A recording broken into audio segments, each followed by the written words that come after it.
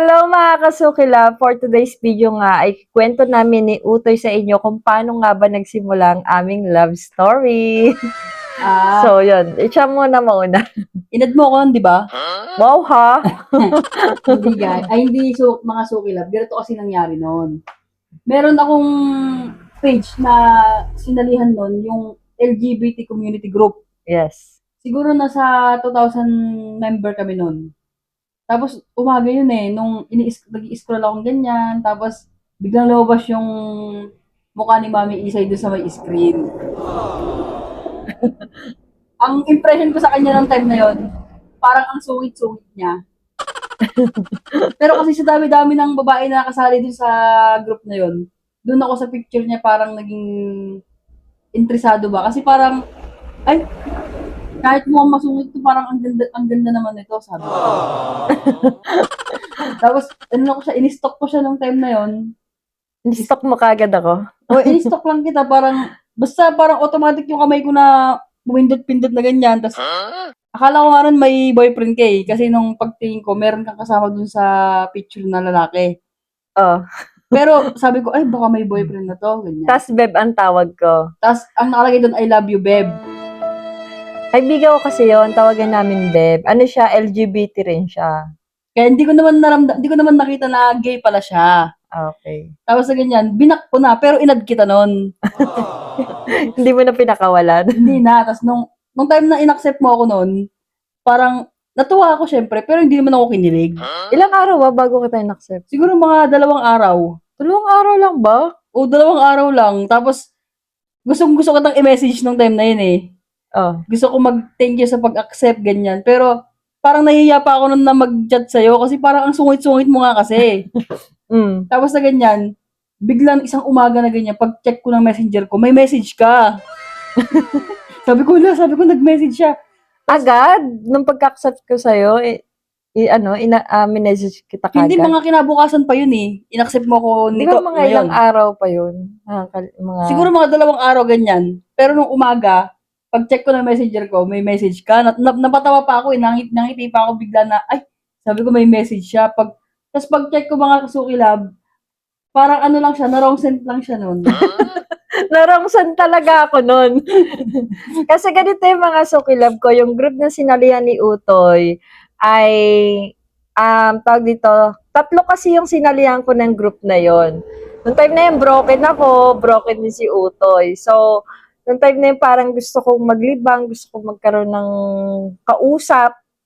Yun, parang friend. Ganon. Naganap ako ng ibang kausap na hindi ko kilala para makapag-open ng bigat na nararamdaman. So, yun, nung time na yun, 3 yung group na sinalihan ko. Yung group nila Utoy ang unang umaccept sa akin. Nakalimutan ko na yung group nun eh. Ano yun? LGBT community group. Ayun ang pangalan ng group na yun. Sumali din kayo ng mga sukilab, baka dun yung makita yung forever nyo. Tapos ganito nga yung mga sukilab ko, sumali din ako sa group din. Pero bago ko sumali dun, siguro mga 1 week na kaming hiwalay nung Pasko. So, 3 yung group na yon. Yung group nila Utoy ang unang nag-accept sa akin. Tapos ayun na nga, sabi ng admin doon na kailangan daw mag-post ka na parang welcome post sa mga members. So, nag-post nga ako nung araw na, nung na-accept ako, nag-thank you ako. At yun nga, actually mga sukilab ko, hindi ako mahilig makipag-chat, hindi ako mahilig pero nung time na yun, kailangan ko talaga ng friend. So, nandun na, in-accept ko na maraming magbe-message sa akin, ganon. So, yun, pagka-post ko ng ganyan, ang dami na talaga, ang dami, meron pa gusto makapag-video call o ano, pero wala talagang time. Pero syempre ayoko naman maging suplado sa mga member, no. Tapos yung time na yon, mga sukilab ko, syempre broken ang Mami Isay nyo, no. Nung time na yon, medyo may tama ang Mami Isay nyo. Kasi nung time na tumutoma ang Mami Isay para maka-move on. So, madaling araw na yung mga sukilab ko. Siguro mga 3 silang ka-chat ko noon na sinasabi, ang mga banat sa akin nun, baka ako yung forever mo. Ako yung destiny mo. Ako yung destiny mo. Ganun yung mga parang, sa akin parang ang corny ng dating. Pero hindi ko naman sa ano no, na pinagtatawanan. Kumbaga parang nako-cornyan lang ako sa mga ganong chat. So, ganito nangyari. Si Utoy saka yung ka-chat ko is magkasunod ang pangalan. Kasi syempre pag inaccept mo, di ba, ang message ng isang tao, at ano siya, lalabas siya doon sa pinaka-messenger mo. So, magkasunod. 5 silang inaccept ko na message. Tapos, nung may ka-chat ako doon na isang lesbian din, na friend muna nakausap ko, sabi niya, hi. Tapos, sumagot ako ng hello. Pero nangyari nun, napunta kay Utoy. Ayun na. Narong said ang mami isay niyo. Tapos, bigla siya nag-reply. Sabi niya, parang nang-i-snap daw ako. Sabi ko, nag-reply ako Tapos, pagtingin ko, kay Utoy napunta. Kaya nangyari, binura ko kagad. Tapos, Kaya sabi ko nun, sige, kwento mo nangyari kinabukasan. nung pagkabasa ko ng message, biglang nag-unsend.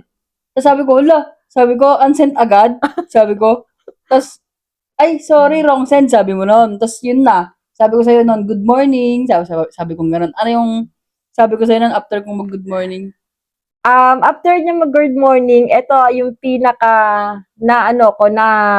nakuha ni Uto yung yung Kahinaan. hindi, kumbaga attention ko. Yung words niya na, good morning, tara kape tayo. Eh, Ayun.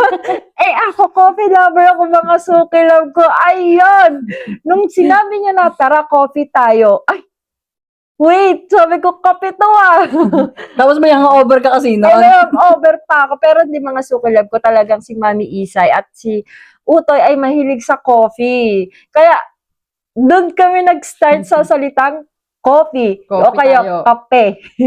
Ayun, mga suki love ko, for today's video, hanggang dito na lang muna. At bukas, itutuloy namin ni Utoy ang aming love story. To be Bye-bye! continued.